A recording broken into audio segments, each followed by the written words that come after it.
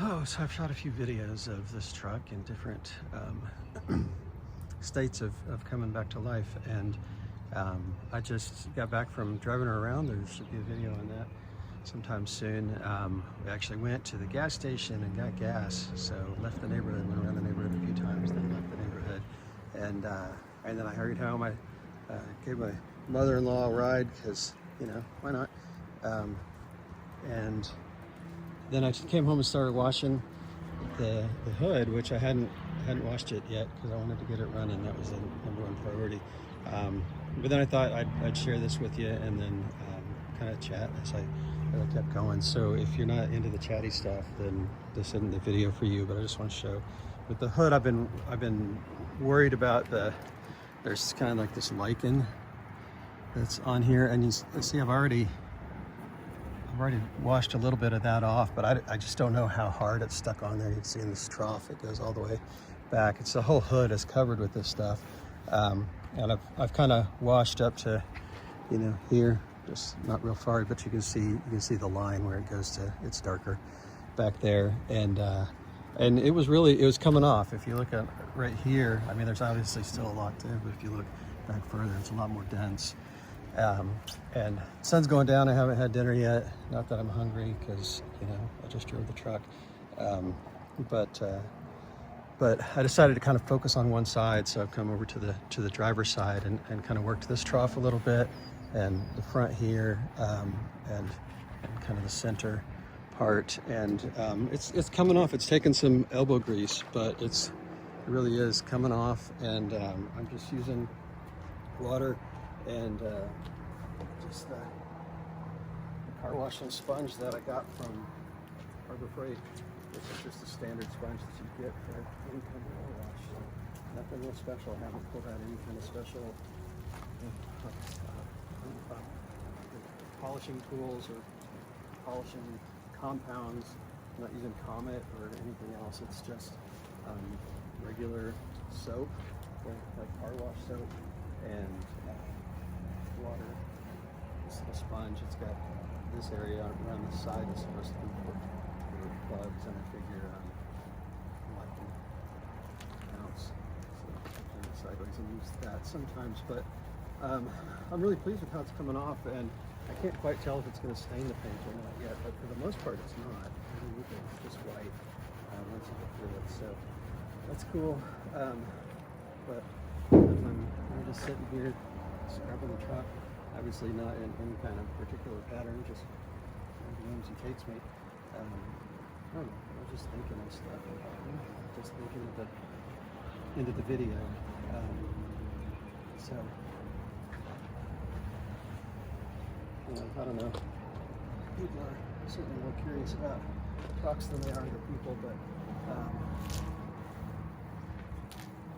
thought I'd maybe tell some of the story about why I got the truck, and that kind of stuff, because I'm obviously not a mechanic.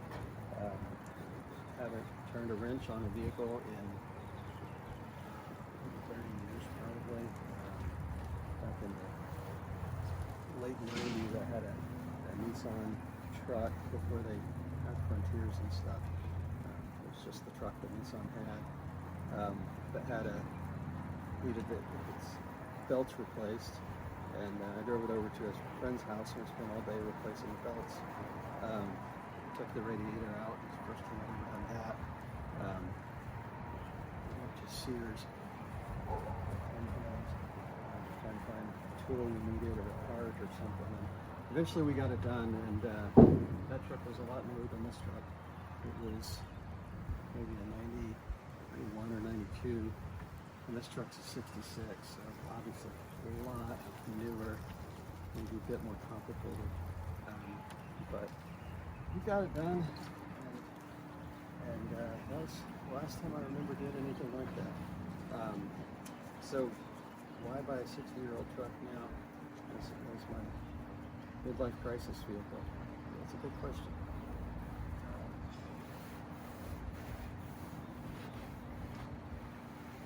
It turns out, even though I haven't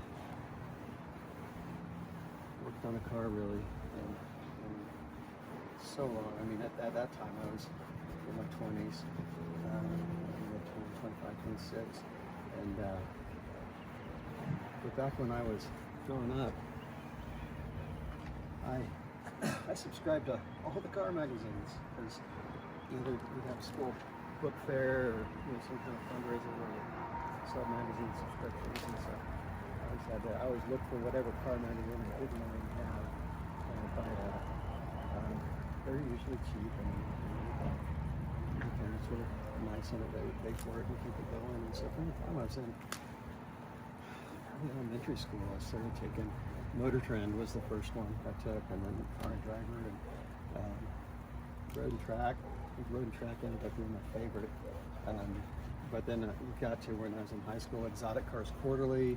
There was one called the Rob Report, which I think is still around. It was not specifically a car magazine, but it was for rich people, and it was for the finer things in life. So it would have yachts and stuff in there too, but it was always the cars that I was drawn to. And it would have kind of exotic cars. So I would just eat those up every now and then at a grocery store. I'd buy an Auto Trader and look through the old cars, and that, which Auto Trader, I mean, people that go to the grocery store and buy those things anymore.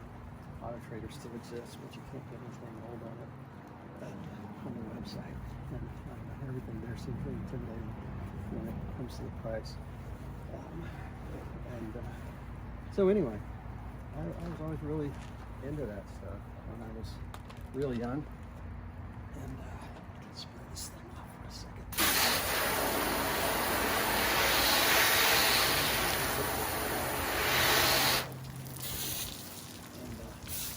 And I don't know, so I was real into that for a while when I was young. And I was into the mechanical side of it too. I've always had kind of a brain that liked to work things out, liked to know technical things and whatever. And so the mechanical side, I mean, as soon as I kind of understood what a car was, I think, from the time I was real little, I used to play with Hot Wheels and used to ride my big wheel around, and I just always liked things with wheels, things that went, things that were going places. You know, like maybe I could go places too. I don't know. Maybe it's too deep, but I don't know. I remember early on, maybe somebody was saying something about an internal combustion engine and how people that drive cars might not even really know how their car works. And I was pretty young when I started looking at models of internal combustion engines and understanding the how. I mean, not the turn and the wrench how necessarily, but just conceptually how these things worked. And so I always remember being fascinated with that. And then as I've been working on the trucks, this truck, so much of that has come back to me. Just remembering the things from my youth that I used to just be really, really like obsessed with and interested in. For example, everybody my age, at least the guys, most of the girls too, watched Knight Rider or knew what it was, and that was certainly a show that I liked. And it wasn't because of the Hoff. I mean, as awesome as he is, it wasn't him. It was the car. It was Kit. But even before that, there was Dukes of Hazzard, and it wasn't Bo and Luke. It wasn't even Daisy. It was the General Lee. It was always the thing, spinning around those corners and fishtailing all the chumps that would always do. I also like the dynamite on the hose and hose. That was cool. But as I look back on the things that I liked, that I was real interested in, I just keep remembering all these cars. That's why I like James Bond. It was the car. Whenever that car in any James Bond. And so I don't remember being particular about, I just loved muscle cars or old cars, new cars, whatever. It was just cars. And so there'd be, I liked the stuff from the 50s, of course. Along with everybody else in the world, I thought the 57 Chevy was about the coolest car ever. I always liked the old Mustangs. kind of personally kind of gotten over the 64 and a half. But boy, I wouldn't turn them down. But everything from, anyway. Always like things that go. Everything trucks, things that go.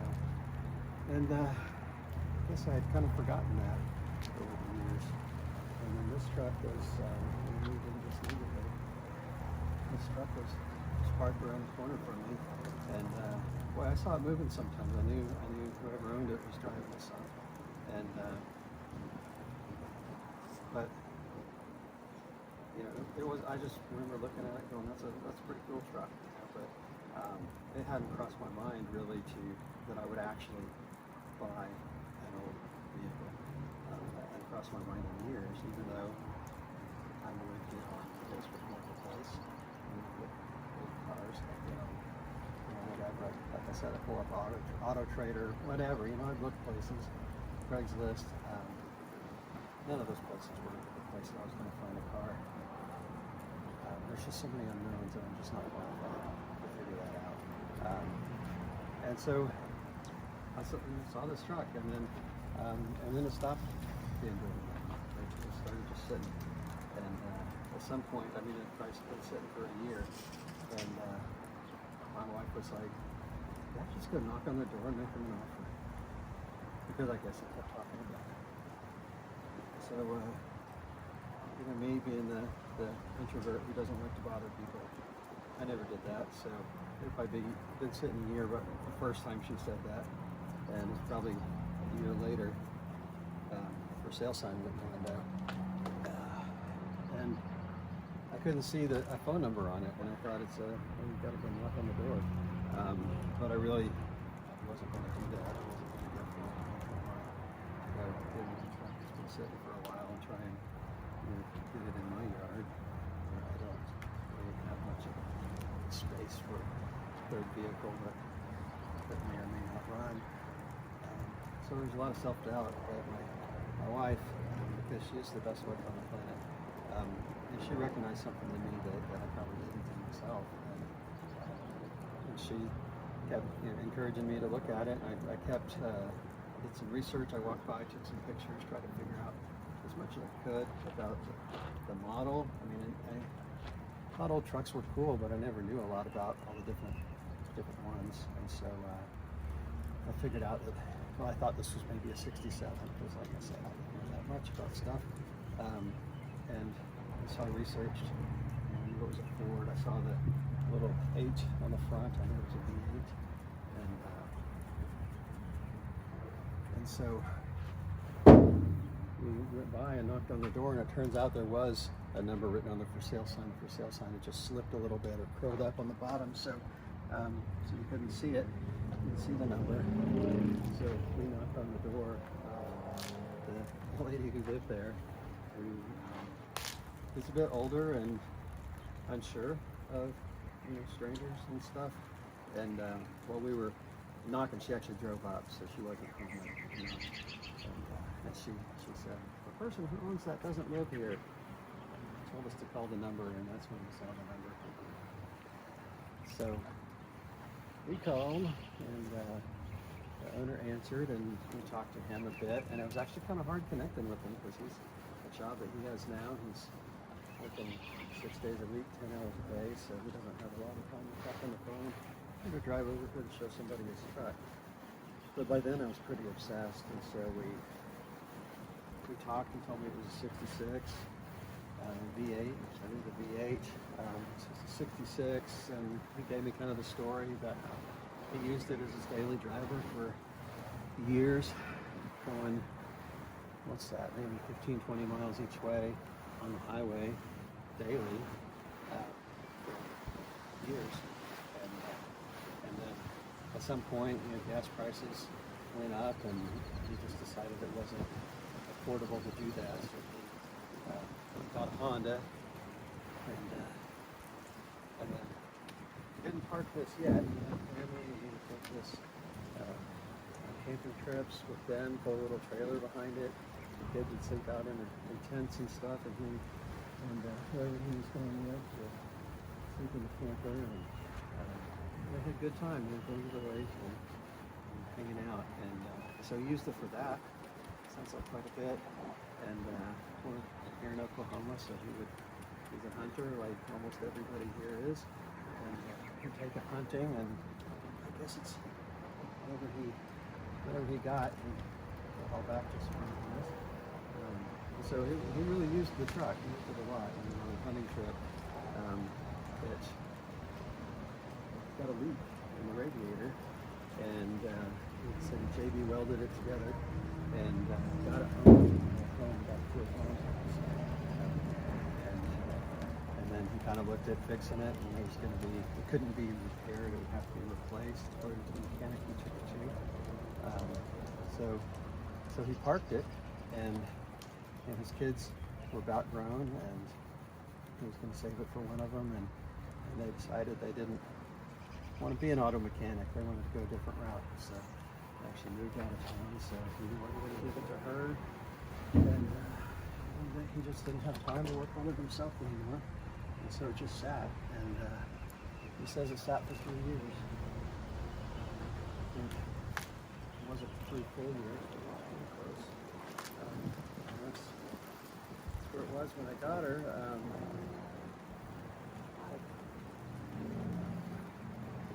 I don't think there was any gas in the tank. I think whenever I parked it there was. But getting it from his house to my house was quite an adventure. I think it was actually miraculous, divine intervention, that it made it over here, because we were pouring gas into the carburetor, and it started up briefly and die, and there was one time it just kind of caught and kept going, and we drove it over here, and then turns out, there was rust in the tank and rust in the lines, and I don't know how it made it there. It was a miracle. And that's it for me. I'll tell you the rest later. All right, so the redemption story continues. I've been washing this like I started it earlier in the video. So this side I barely touched just a little bit, but this stuff came off for the most part. Kind of this half done. This half is left untouched. I don't know if you can tell by the lighting, but it's nighttime. There's the moon, so I'm gonna go in. But there's a little bit right in here that's stubborn. It hadn't come off yet. I'll use a little more elbow grease or something, and over kind of in the middle of the hood where it's flat and the stuff sat for a long time, it looks a little stained, but also, it's dark. You can see the contrast between this white I didn't touch, this white I did. There's the corner here that I didn't quite get. And of course I started out using just the sponge, then my aforementioned wonderful best wife ever brought out this little scrubby brush attachment that goes on the drill. I've got a orbital polisher that I could use that I just hadn't yet, but when she brought that out I couldn't resist, and it made quick work of a lot of this. So I just wanted to show that off. Ultimately the story of Rosebud Grace is it's a redemption story, and that's what we're here for. So we'll get into more of that later, maybe, or maybe not. Maybe we'll just stick to the truck from here on out. But I started a story earlier and I didn't finish it, so someday maybe I'll finish it. But for tonight, we'll let her drip. Oh yeah, I accidentally pulled off the windshield wiper, but it didn't work anyway. So yeah, we'll let her drip for a while, and tomorrow's a new day. Pretty pleased with today. We had she got her first fill up at the gas station in a long time, and got the start of a nice bath. I will finish some other time.